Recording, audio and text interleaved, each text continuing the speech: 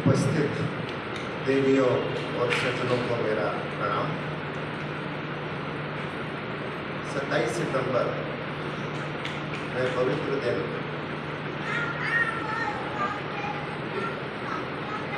जब एक महान आत्मा ने जन्म लिया 1907 में। थोड़ा सा हमें इतिहास में जाना पड़ेगा, उस समय तात्कालिक परिस्थितियां क्या थी। भगत सिंह के जन्म के 2 साल में महात्मा गांधी साउथ अफ्रीका से वापस आ गए। देश गुलामी के अंधेरे दौर से गुजर रहा था। कांग्रेस जो अंग्रेजों के हितों की पोषण के लिए अंग्रेजों के द्वारा बनाई गई थी, उसको देशवासियों ने ले लिया था। कांग्रेस एक भ्रम की स्थिति में थी कि शायद देश को आज़ाद नहीं किया जा सकता, तो थोड़ी बहुत स्वायत्तता हमें मिल जाए। 1930 तक पूर्ण आज़ादी की कोई कामना हमारे नेताओं के द्वारा नहीं की गई थी।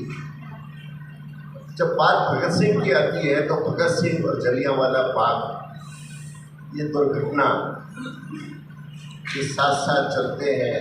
एक बाल मन पे 12 वर्ष की अवस्था में उसने ये देखा कि किस तरीके से क्रूर अहंकारी साम्राज्य ने शांतिपूर्ण भीड़ पे गोलियां चला के हजारों लोगों को मार दिया और कोई कार्रवाई नहीं की। 65 देशों पे एक ऐसे साम्राज्य का कब्जा था जिसके पास पूरी दुनिया की 2% जमीन भी नहीं थी, 5% लोग भी नहीं थे। 1919 13 अप्रैल बैसाखी, इससे लगभग 40 दिन पहले एक इसी तरह की क्रांति हुई। एक और देश में क्रांति हुई जो ब्रिटिश रूल में था, इजिप्ट। इसी तरीके से लोगों को मारा गया, मगर लोग झुके नहीं, दबे नहीं। उन्होंने अपनी क्रांति को जारी रखा और नतीजा ये हुआ कि 1922 में सबसे पहले इजिप्ट यानी मिस्र आज़ाद हो गया। हम आज़ाद नहीं हो पाए, मगर एक क्रांति का सूत्र, एक बीज हो गया जिसमें ये पता लगा कि यदि आपके घर में कोई आकर घुस गया है, कब्जा कर लिया है, तो आप शांतिपूर्ण आंदोलन से उसको नहीं निकाल सकते। आपको क्रांति का आगाज करना ही होगा। थोड़ा सा आगे चलते हैं। लाला लाजपत राय को लाठियों से सरेआम मार दिया गया। एक जवान खून भगत सिंह ने बदला लेने की कसम खाई। उस अफसर को मारने के क्रम में दूसरे अफसर को मार दिया, मगर अंत में उन्होंने निर्णय लिया कि यह देश मेरा बलिदान चाहता है और मेरे बलिदान से वह सोई हुई जनता, वह सोया हुआ आत्मविश्वास जग पड़ेगा, उठ पड़ेगा इस क्रूर और तानाशाही व्यवस्था के खिलाफ। ऐसा ही हुआ। कांग्रेस ने भी पूर्ण स्वराज्य के लिए प्रस्ताव पास किया। गरम दल नरम दल बन गए। सुभाष बाबू आजाद हिंद फौज बना के अंग्रेजों के खिलाफ लड़े। नेवी का विद्रोह हुआ।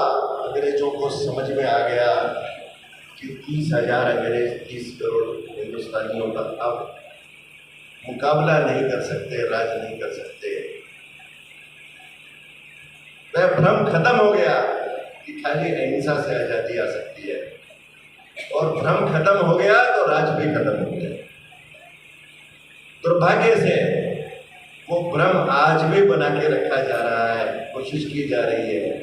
हमारे वो वीर भगत सिंह जैसे लोग, चंद्रशेखर आजाद, राजगुरु जैसे लोग, उनके बलिदान को, उनकी कोशिशों को जब ये कहा जाता है कि देश को आज़ादी चरखे ने दिलाई, उन वीरों का वो अपमान है। 21 लाख तो आज़ादी की लड़ाई में मारे गए उन लोगों का अपमान। कैसा हो सपनों का भारत, भगत सिंह के सपनों का भारत। आज का प्रश्न तो यही है। देखिए, एक होता है हम शारीरिक तौर पे गुलाम थे, एक व्यवस्था ने हमारे देश पे, हमारे समाज पे, हमारी राजनीति पे कब्जा किया हुआ था। उससे तो हमको गुलामी से आज़ादी मिल गई, मगर बहुत सारी गुलामी अभी बाकी है।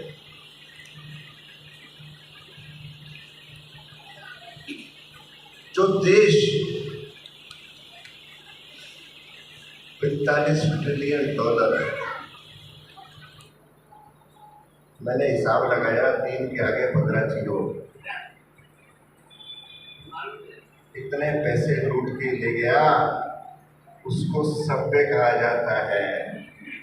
टाई को सभ्यता का प्रतीक बना दिया गया है। आज भी हमारी सुप्रीम कोर्ट में अंग्रेजी चलती है, हिंदी को मान्यता नहीं है। बिना काले कोट के हमारे एडवोकेट्स बहस नहीं कर सकते। वह मानसिक गुलामी, यदि गोरा है तो सही कहता है, यदि गोरी व्यवस्था है तो अच्छी है। आपने सुना होगा, अब भी बड़े बुजुर्ग कहते हैं, इससे तो अंग्रेजों का राज अच्छा था। गुलामी की चिकनी चुपड़ी रोटी से आजादी की रूखी सूखी अच्छी है, यही तो भगत सिंह ने कहा था। हम भूल जाते हैं उसी बात को बार बार। हमारे बच्चों को मैं सम्मान के साथ कहूँगा, मुझे मैं इस चीज़ को क्रिटिसाइज नहीं कर रहा, मगर हमारे शिक्षक कहते हैं यदि आगे बढ़ना है तो अंग्रेजी सीखो। साथ में वो ये कहना भूल जाते हैं कि आगे बढ़ना है तो अपनी मातृभाषा को भी सीखो। हम में से बिल्कुल, हम में से कितने लोगों को हिंदी की वर्णमाला पूरी कंठस्थ है? हाथ उठा सकते हैं।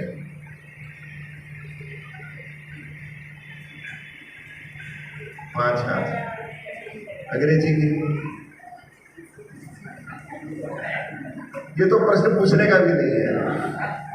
तो ऐसा हो हमारे सपनों का भारत, जिसमें भारतीयता झलके, जिसमें हमारा सांस्कृतिक राष्ट्रवाद, जो लाखों वर्ष पुरानी सभ्यता हमारी है, उसका गौरव वापस आए।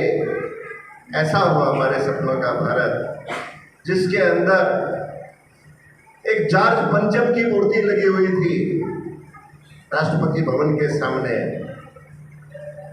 75 साल निकल गए, मूर्ति हटाने के बाद उस जगह को खाली रखा गया। ये थी हमारी मानसिक गुलामी। आज सुभाष बाबू की मूर्ति लगी है। ये हो हमारे सपनों का भारत।